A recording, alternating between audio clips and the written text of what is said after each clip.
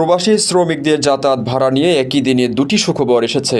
রাষ্ট্রীয় পতাকাবাহী সংস্থা বিমান বাংলাদেশ এয়ারলাইন্স দুই দেশের প্রবাসীদের জন্য বিশেষ শ্রমিক ভাড়া পুনরায় চালুর ঘোষণা দিয়েছে। এই বিশেষ ভাড়ার ব্যবস্থা করতে পরিপত্র জারি করেছে বিমান মন্ত্রণালয়।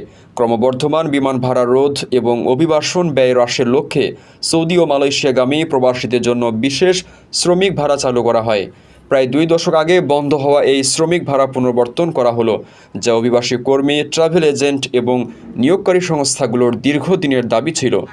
রেমিটেন্স যোদ্ধাদের ঢাকায় বিশেষ ছাড়ে রেডি ফ্ল্যাট দিচ্ছে শতভাগ বিশ্বস্ত ও নির্ভরযোগ্য প্রতিষ্ঠান প্রবাসীর সিটি। মঙ্গলবার এক বিজ্ঞপ্তিতে বিমান জানায়, সোমবার থেকে এই ভাড়া কার্যকর হয়েছে।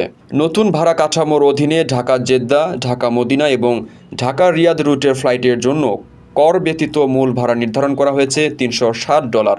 ঢাকা কুয়ালালামপুর রুটের জন্য এই ভাড়া $150। বিমান সূত্র জানায়, সৌদি আরবগামী ফ্লাইটে নিয়মিত বেস ভাড়া বর্তমানে $430 থেকে $480 মধ্যে, যেখানে কুয়ালালামপুরের জন্য বেস ভাড়া $360। সৌদি আরবে এবং কুয়ালালামপুরের বিভিন্ন গন্তব্যে ভ্রমণকারী নতুন নিযুক্ত প্রবাসী কর্মীদের জন্য একমুখী টিকিটের ক্ষেত্রে বিশেষ ভাড়া প্রযোজ্য হবে। এ ভাড়া নির্ধারণের ফলে অন্তত 10,000 প্রবাসী কর্মী উপকৃত হবেন বলে আশা করা হচ্ছে।